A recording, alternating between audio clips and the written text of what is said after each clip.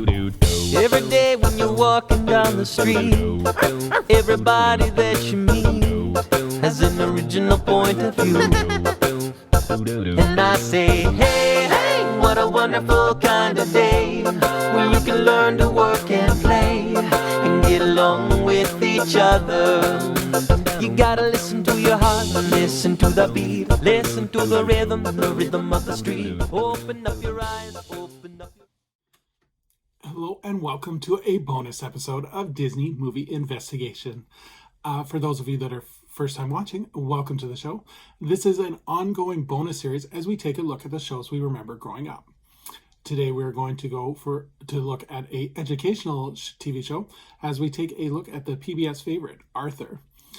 And if you are enjoying these videos, I do ask that you please hit that subscribe button. That way you'll be notified with each new video. But now, sit back and enjoy this bonus episode of Disney Movie Investigation. So like I said, today we are covering Arthur.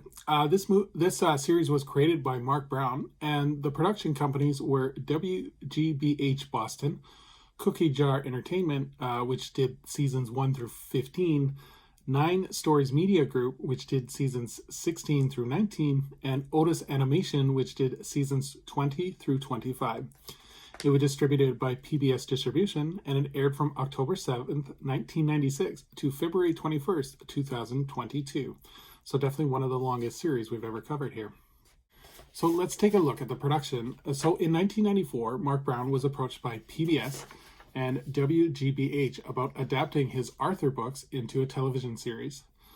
Brown was reluctant at first as he did not respect TV shows, and however, he would change his mind when PBS told him that the show would be focused on encouraging children to read books.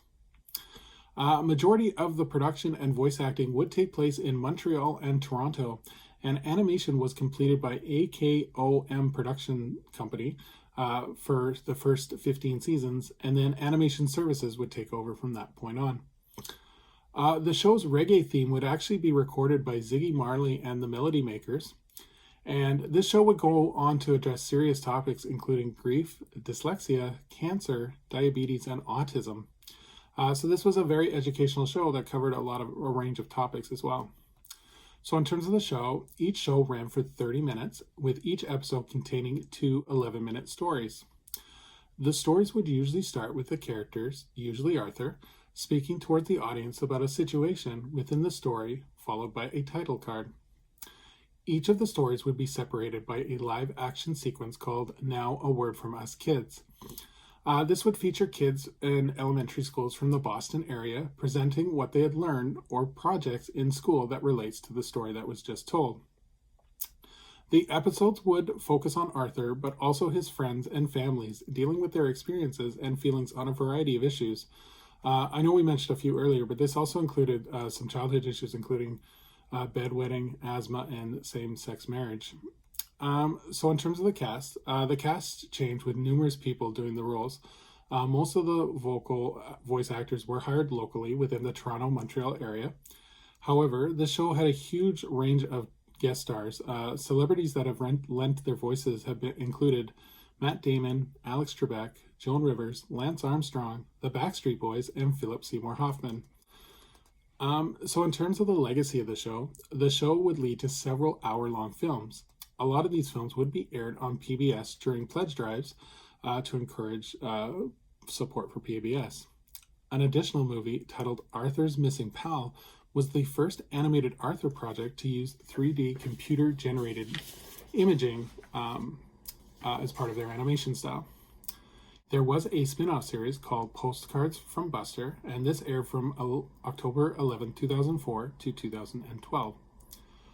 The show's website was an award-winning website as it was given a 5 out of 5 star rating from Common Sense Media, and the website was described as one of the safest on the internet for kids.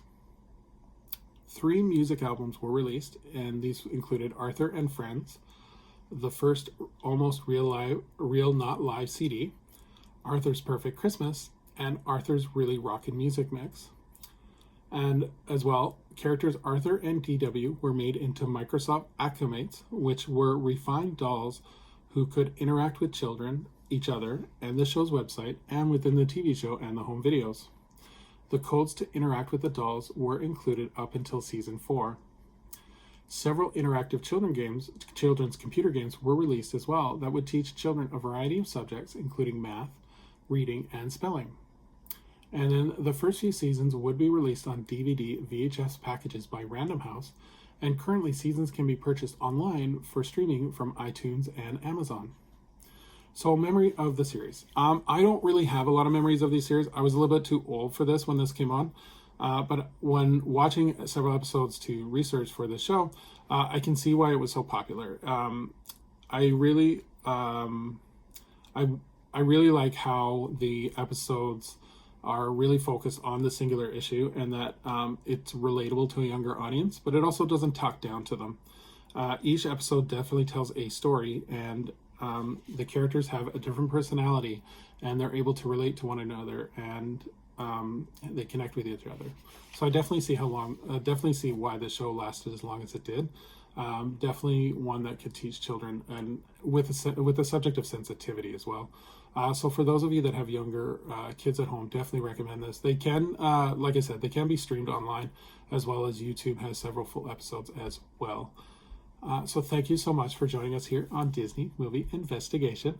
As we look forward to next month on our bonus episode, we're going to be going into the world of the classic animation as we take a look at the classic Flintstones. So until next time, I hope you have a magical day, and we will see you real soon.